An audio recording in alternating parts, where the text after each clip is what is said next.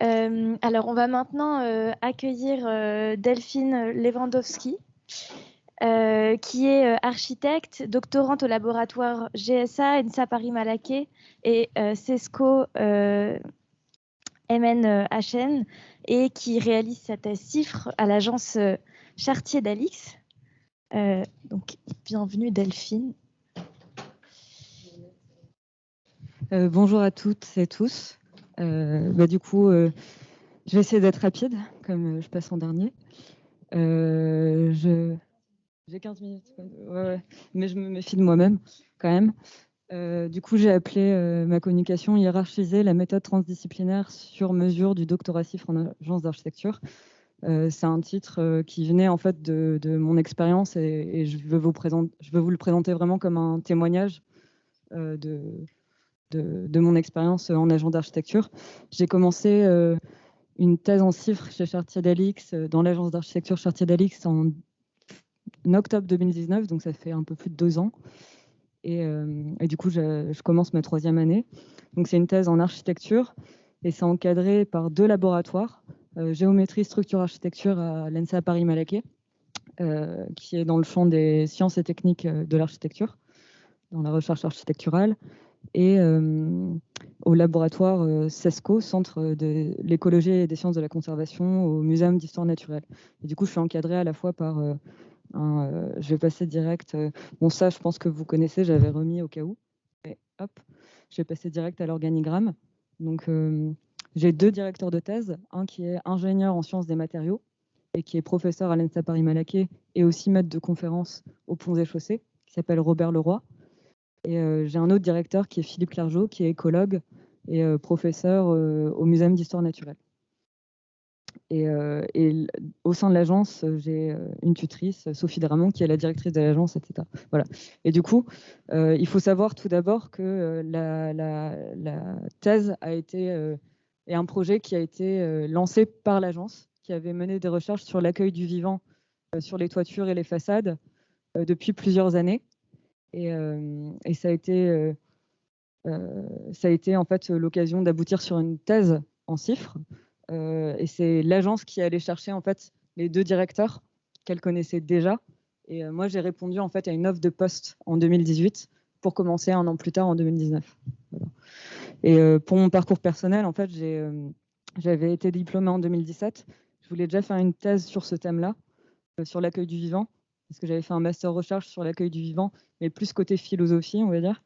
Et je voulais vraiment le mettre en pratique dans le cadre d'une thèse CIFRE. Donc, j'avais déjà un peu repéré l'agence pour ses recherches. Et voilà, ça s'est fait au bout de 2 ans après mon diplôme. Et donc, la mission qu'on m'a confiée, en fait, c'est vraiment à la fois la conception et à la fois l'étude de prototypes expérimentaux de murs végétalisés favorisant la biodiversité en ville.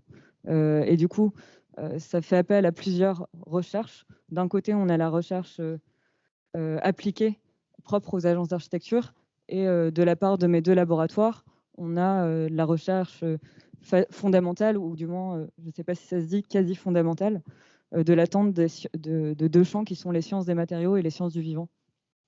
Et ça demande des partenaires aussi, parce que la mise en place de prototypes architecturaux en 3 ans, plus de leur étude, j'aurais jamais pu faire ça toute seule. Donc j'ai vraiment été intégrée dans une équipe qui a permis en fait de les construire au bout d'1 an, et actuellement de pouvoir les étudier de manière assez poussée avec des partenaires à la fois industriels pour la construction et des partenaires scientifiques pour l'étude.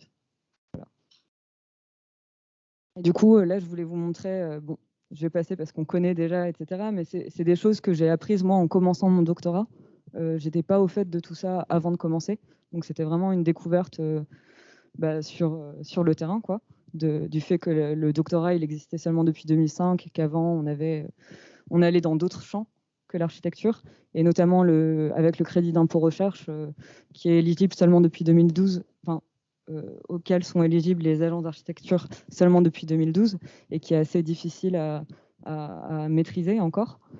Et là, je vous ai mis les définitions qui m'ont servi à comprendre mon travail avec la définition de James Snyder, qui a écrit un livre qui s'appelle Architectural Research en 84, une enquête systématique dirigée vers la production de connaissances nouvelles, qui est en fait une définition très généraliste de la recherche. Et on remarque effectivement la production de connaissances nouvelles, mais aussi la systématisation, c'est-à-dire le traitement de ces connaissances, leur archives, etc., etc. Et j'ai remis aussi la définition selon l'éligibilité au crédit d'impôt recherche et à la CIFRE, qui est nouvelle, appliquée, créative, transférable, reproductible, mais qui est toujours difficile d'interprétation pour moi dans la pratique. Et enfin, la recherche par la pratique qui a été aussi utile pour me situer. Et en fait, moi, je me suis référée à deux livres, surtout en fait Architectural Research Methods de Linda Groth et David Wang, qui a été édité en 2002 et puis réédité en 2013. Et en fait, ces chercheurs proposent, qui sont spécialisés dans la recherche architecturale, proposent une sorte de cylindre pour se situer en fait dans le micmac de la recherche architecturale, où on peut faire à la fois du génie civil et à la fois de la sociologie, et on va emprunter de manière un peu hybride ces méthodologies, et c'est difficile de savoir du coup où on se situe. Et du coup, c'était assez utile pour moi pour savoir où se situait ma recherche liée à la théorie, à la conception, et où se situaient les expériences que j'allais mener sur les prototypes. Parce que c'était deux choses différentes, mais ce n'était pas encore clair au début de la thèse. Et en fait, ce qu'ils proposent, c'est d'avoir 7 grandes stratégies, on va dire, de recherche. Donc, j'ai essayé de traduire. Il y a la recherche historique qui se pratique depuis longtemps, où on s'appuie sur des sources archivistes pour analyser des phénomènes passés. De la même manière, il y a la recherche qualitative, où là, on s'intéresse à des phénomènes contemporains, mais toujours de manière qualitative. La stratégie de recherche corrélationnelle, où là, on va s'appuyer sur des données numériques. Je pense à l'économie, à la sociologie notamment. La recherche expérimentale, qui était à l'origine de la recherche scientifique, où on fait une recherche de causalité entre plusieurs paramètres, quoi. C'est un peu vers là que se situent certaines de mes stratégies. La simulation, en fait, c'est ce qu'on fait beaucoup dans la pratique. Dès lors qu'on simule une situation réelle en 2D ou en 3D, on fait une sorte de simulation, mais là, ça a des fins de production de connaissances nouvelles. Et enfin, l'argumentation et la logique, c'est tout ce qui concerne dont l'objectif de recherche est la production d'une théorie explicative. Donc, on pense plutôt à la philosophie ou aux réflexions mathématiques. Et je trouvais ça vachement intéressant qu'ils aient essayé de réunir ça et qu'il y ait aussi ce curseur entre design et théorie. Et là, il s'appuie évidemment sur un livre qui est assez connu, qui est le livre de Abraham Kaplan, The Conduct of Inquiry, qui met en lien aussi la recherche et la pratique. Et on peut voir aussi à gauche un petit diagramme entre les masters en architecture et les PhD, du coup les doctorats en architecture, et le rapport, la proportion entre le design en tant que conception pratique et la recherche. Et au milieu, on a les consultants experts avec, voilà, libre d'interprétation. Donc l'autre élément qui était intéressant, c'était aussi le Venue Production of Knowledge, donc un livre des années 90 par Gibbons et ses collègues, en 94 il me semble, où il différencie. Bon, c'est des choses qui existaient déjà, mais ça permet de mettre au clair les deux types de production de savoir, avec d'un côté les sciences dures, ou alors, en tout cas, qui sont monodisciplinaires, on va dire, et qui sont homogènes en compétences, même si c'est pas toujours totalement vrai, parce que ça déborde toujours un peu ailleurs. Par rapport au mode de production de savoir qui est propre aux agences d'architecture, par exemple, donc aux concepteurs. Et ça permet aussi de mettre au clair ces différences, et je vous invite à aller le voir si vous ne connaissez pas, parce que ça m'a permis aussi moi-même de comprendre, de différencier, même si on utilisait les mêmes objets, la mission était la même du côté des laboratoires comme du côté de l'agence d'architecture. Au final, ce n'était pas vraiment les mêmes objectifs, même si c'était les mêmes mots employés. Et du coup, quand on dit concevoir des prototypes expérimentaux, et c'est ça la mission de recherche, et les étudier, ça ne résonne pas pareil d'un côté ou de l'autre. Et je me suis beaucoup aussi identifiée du coup à ce mode 2 de production de savoir, qui est un processus itératif et cyclique, où on a l'objet au centre qui est la conception d'artefacts, ça peut être une simulation virtuelle, mais aussi la construction de prototypes, où il y a un aller-retour entre la théorie et l'observation de terrain. Et du coup, c'est vraiment un cercle qui est basé sur l'essai-erreur, quoi. Et on a... Voilà, qui permet d'avancer. J'essaye d'aller plus vite. L'agence dans laquelle je me suis, il reste combien de temps? Ok, bon, ça va suffire, je pense. Du coup, l'agence Chartier d'Alix, quand je suis arrivée dans l'agence en 2019, elle a sorti juste après un premier bouquin sur l'accueil du vivant, qui identifiait vraiment ses recherches au sein de l'agence sur plusieurs projets, notamment avec le projet de l'école de Boulogne, qui était assez connu pour l'accueil du vivant et assez précurseur par son programme aussi, c'est-à-dire que c'était aussi une commande à l'époque qui était précurseuse, où le concept du projet consiste en une sorte d'enveloppe qui enveloppe le bâtiment pour accueillir le vivant, mais de manière spontanée. C'est-à-dire qu'on n'a pas de technologie particulière, c'est totalement laisser faire le vivant. Le but, c'est que les microsols s'accumulent au fur et à mesure des années et que les végétaux puissent venir spontanément, comme en fait sur les murs végétalisés spontanés, les murs en pierre sèche qu'on voit à la campagne. Donc voilà.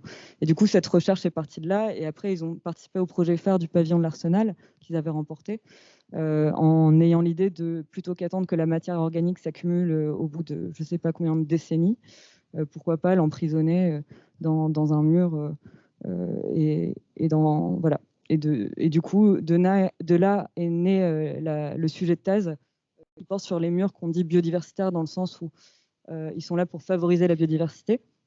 Et mon arrivée dans l'agence. Et du coup, la problématique, elle est à la fois propre au laboratoire, c'est-à-dire que quelles sont les conditions techniques et biologiques qui définissent le mur biodiversitaire. C'est d'un côté, on a la technique avec les sciences des matériaux, d'un côté, on a les conditions biologiques, plus par rapport aux sciences du vivant. Et surtout comment on classifie cette nouvelle typologie de mur dans une littérature assez récente et existante qui s'appelle les Vertical Greenery Systems, qui sont des murs végétalisés. Voilà. Et de l'autre côté, dans la pratique, les questions internes, c'est vraiment comment on décline cette typologie en termes de matériaux, de structures ou de milieux vivants. Et est-ce qu'on peut hiérarchiser des critères de conception pour créer vraiment une aide à la conception de ces systèmes. Et donc, il y a vraiment d'un côté le côté théorique et la pratique. Et donc là, c'est des diagrammes que j'avais fait au tout début pour mettre au clair quels étaient mes objectifs à la fois théoriques, pratiques, parce qu'il y en avait tellement, et il y avait énormément de contraintes pour ce type d'objet. J'essaye d'accélérer pour vous montrer. Et il y avait un état de l'art qui concernait aussi beaucoup de disciplines, ou de champs de recherche. Donc il y a le champ de recherche, comme je vous ai dit, des systèmes de végétalisation verticale qui sont connus comme les murs végétalisés. Mais pour faire fonctionner de tels systèmes, il faut s'intéresser aussi à la science des sols. Donc j'ai rencontré un chercheur qui a rejoint l'équipe de l'IRD, donc l'Institut de recherche et développement, qui nous aide à comprendre comment fonctionne un sol à la verticale, notamment de manière hydrique, par exemple. Mais il y en a plein d'autres. Et je voulais vous montrer un peu des exemples d'expériences que je mène à côté de la conception. C'est-à-dire que je fais un état de l'art qui aide à la conception de tels prototypes, mais après, il faut les étudier au moins sur certains points, certains paramètres. Donc là, il faut forcément réduire le champ d'action parce qu'il est tellement large que concernant soit les plantes, soit le substrat, soit les matériaux.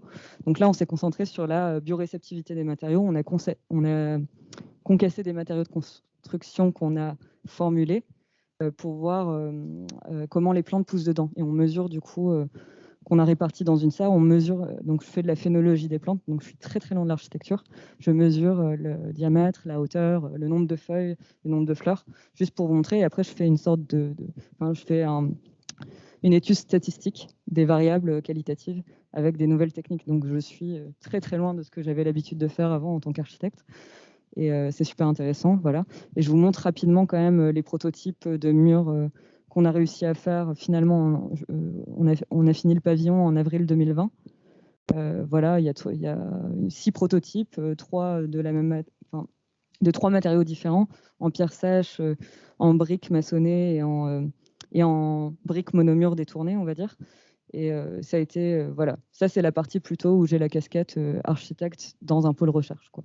Voilà. Donc j'ai mené Et après, pour la partie études, on a mis une communauté végétale qu'on va suivre aussi pour pouvoir les comparer. On a instrumenté avec l'aide de l'IRD ces prototypes pour suivre les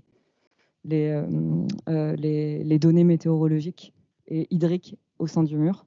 Et ça va permettre d'avoir des résultats qu'il faudra aussi vulgariser au sein de l'agence. Je ne sais pas si c'était très clair, mais voilà.